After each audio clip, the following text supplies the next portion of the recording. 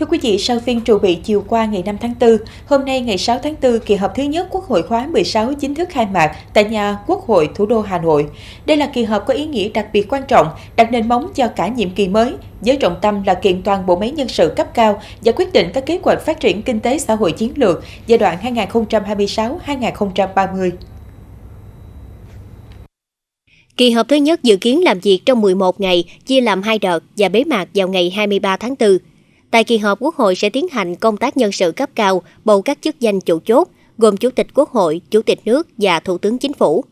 Về lập pháp, các đại biểu sẽ xem xét thông qua 8 dự án luật và 1 nghị quyết.